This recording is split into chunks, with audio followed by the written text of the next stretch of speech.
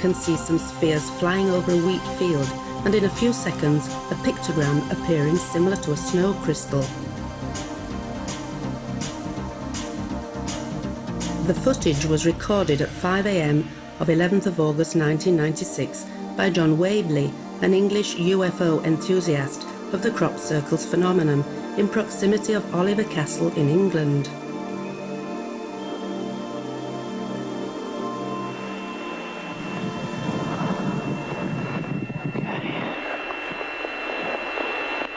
This is amazing.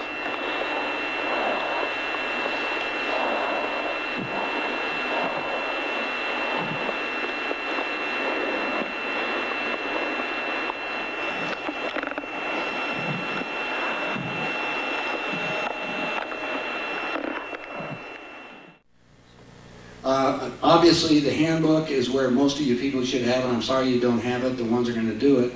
This handbook came about because 4.5 years ago I was in Las Vegas. I got a divorce from my wife because we got attacked by everybody. Somebody wants to know about what's going on, how to divide people. I kept bringing my wife in and have her go through depositions, and that was an emotional thing that she just couldn't take, and it was smarter that we just departed and got away from the fire that I was taking, because I really step on a lot of toes. Anyway, 4.5 years ago, when I was in Las Vegas, the extraterrestrials contacted me again and said, "George, we're going to remind you of your agreement to publish the information. You're running out of time." And I said, "Okay." And they said, "We want you away from Las Vegas. The energies here are out of balance. We want to make sure we have a pure information that's going through." Now, when I was with Billy over in Switzerland, one of the things that confused me, the Pleiadians said that they were in continuous contact with spirit. Now remember, these Pleiadians, the girl, Semyasi, appeared to be about 30 years old, but she was 300 years old. They lived to be 1,000. They claimed that we're their descendants, that we were created as their warriors, most of us. These are some skulls that are in Peru, at the Peruvian Museum. If you look back at history, remember Nefertiti with the long... Okay. Been a lot of interaction with extraterrestrials throughout this whole planet. The United States has all kinds of information. There's a lot of burial grounds of 10 and 12 foot people. How about that? You guys remember about the little grays? Again, when Billy, when I was over there, he just showed me these little, he said 12-inch tall people, 14 inches. So, oh, like I say, leprechauns and fairies. Well, within the universe with gravity, we have all kinds of things. Or within the creation, let's put it that way. That's just another skull. Now these are on display, by the way, in the Peruvian museums right now.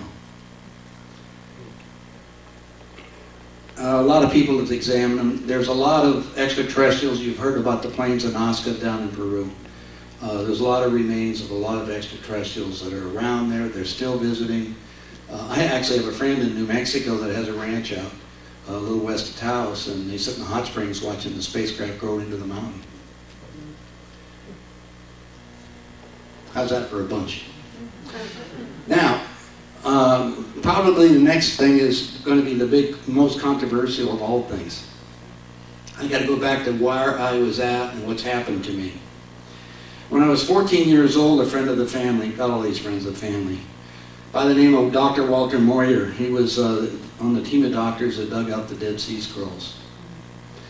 There was this group of doctors at the Denver Museum of Natural History, and he were his friends. Anyway, he invited me to go over to the Middle East and help dig up things with him, and my mother wouldn't let me go. I guess that's one of the reasons why I travel around the world right now. If I can't do it, I'm going to go do it, you know. Anyway, Moyer come back and he says, when I'm 14, he says, "You know the story they tell you about, you know, the crucifixion of Jesus and all that?" And I said, "Yeah." And he says, "It's a lie." And I said, "What? Can't be." He said, "Yeah." He said, "I'll tell you about that." He says, "At that time they were crucifying everybody. And everybody didn't die." And he said, "But they didn't know what to do with him." By the way, his name wasn't Jesus, it was, and I'll show you in a few minutes. Jesus was a nickname given to him by Saul of Tarsus, who changed his name to Paul, who was responsible for most of the New Testament, just so you know.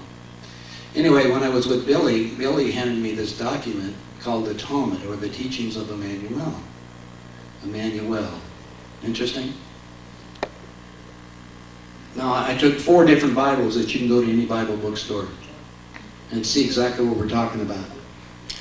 The 4 Bibles that they're most common are, well, Geneva's the old one. That's where the King James was taken away from. By the way, King James, let me ask you a question. Anybody in here accept a Bible that was authorized by Bill Clinton?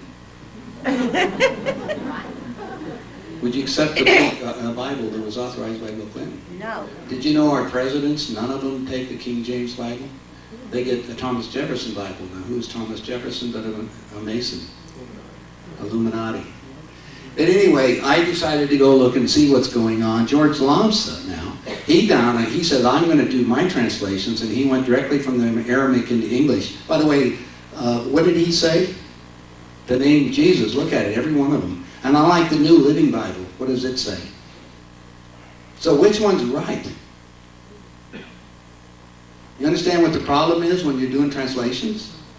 Here, this is any Bible bookstore, so if you left some confusion, doesn't that look there?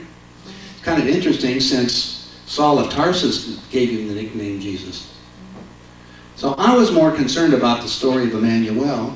And what happened is I came back with the documents. My wife worked on it for 2 years. We shared the information with Dr. Jim Deerdorf, that professor at the University of Oregon, who was, quote, a born again. He said, I'm going to disprove the documents. He ended up proving that they were real.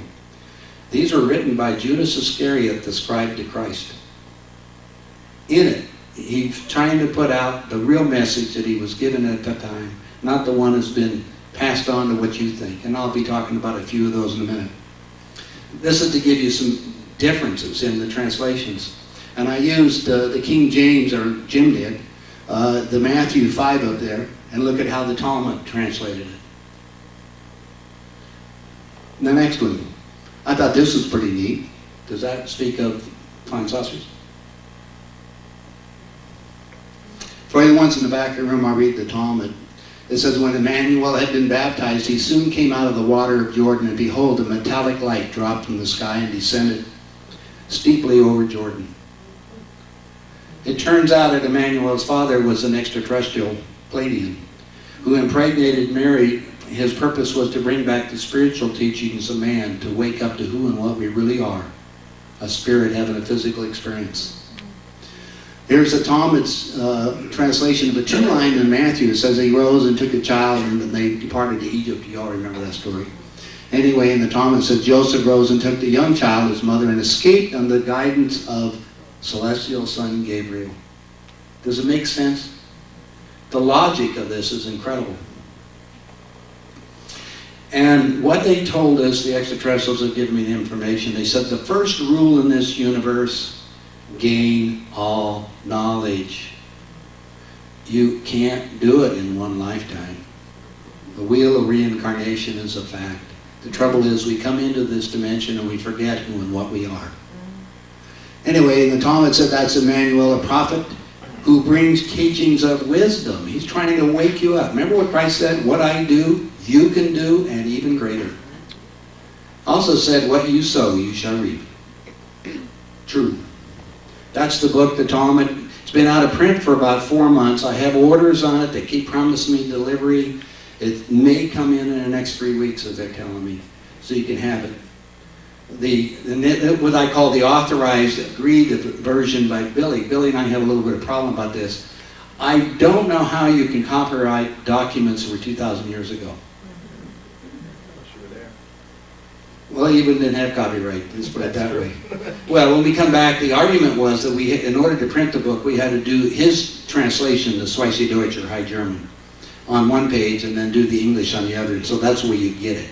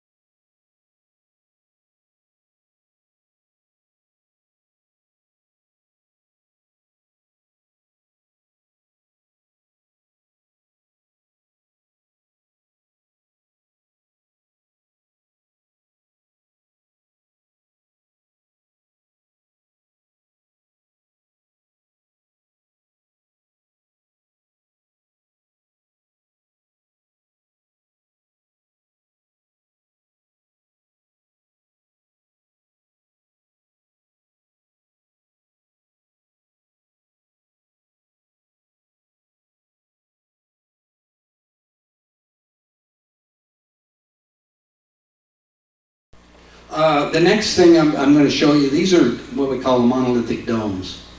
Now, as a builder, I spent an afternoon with a guy by the name of Bucky Fuller.